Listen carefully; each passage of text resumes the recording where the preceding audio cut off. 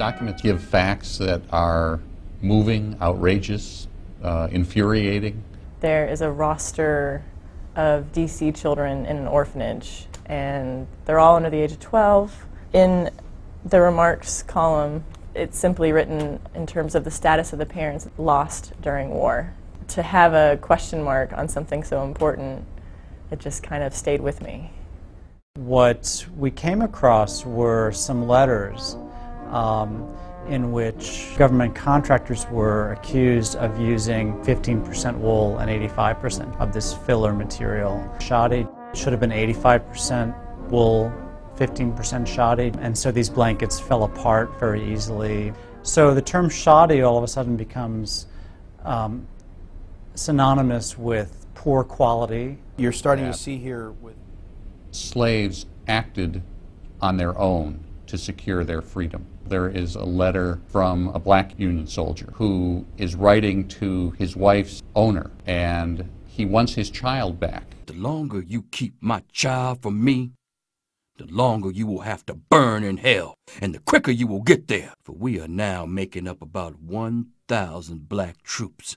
And when we come, woe be to the slave-holding rebels. It's a little-known fact that there were two 13th Amendments, one holding up slavery and one abolishing slavery. The first 13th Amendment, the Emancipation Proclamation, and the second 13th Amendment are all in the same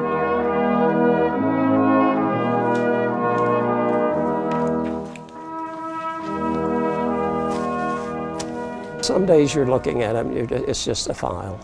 But then another day you find a soldier who left 9 children at home, went off to war. This happened to be the first file I opened this morning, and you never know what to expect. All of the stuff, they're popped out in the file. This wonderful tintype. Here's a letter from a private who survived Andersonville, but reports on a private who died there. We right now are located in just one of the stacks of the Civil War Widows pension application files.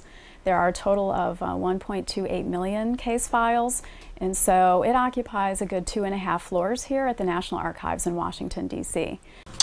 The digitization project is the first time that we're reformatting the paper to digital images for access online. The processing of the records is really a multi-step process. So the volunteers have a lot of things to think about as they approach each file. And this is one that has been glued in many places. So there's no way to open this document.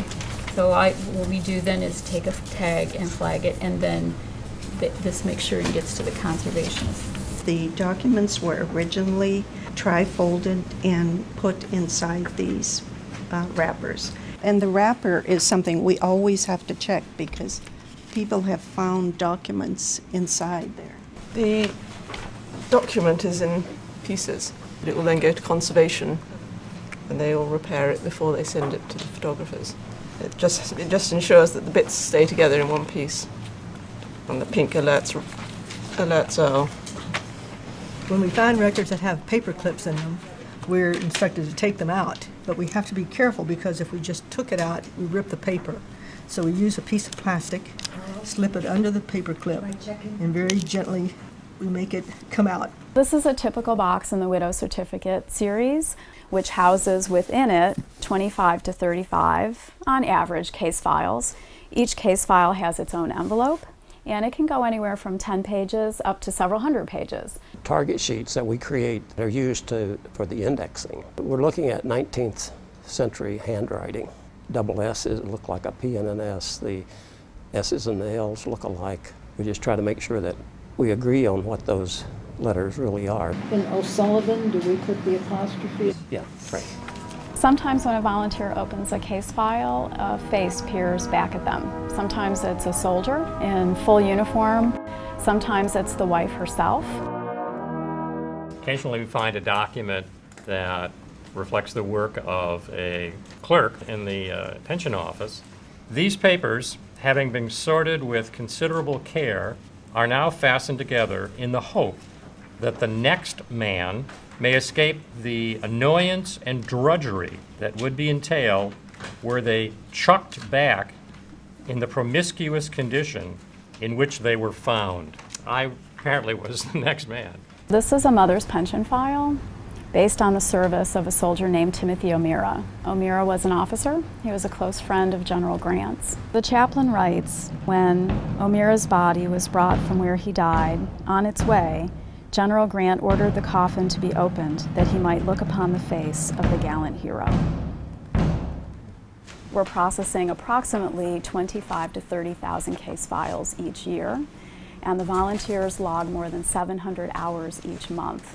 Without their work, truly, the National Archives would never have the resources to approach a project that is this large and vast. For Civil War buff, it's like a kid in the candy store. I wanted to give back because I have found records online, and I know somebody worked to put them online. The career path that I want to follow is not necessarily in teaching. It's doing stuff like this, working on projects for public access. My great-great-grandfather served in the Civil War, as did my wife's great-great-grandfather. Both units fought in the same battle at Gettysburg. Mine served on the Union side and hers served on the Confederate side.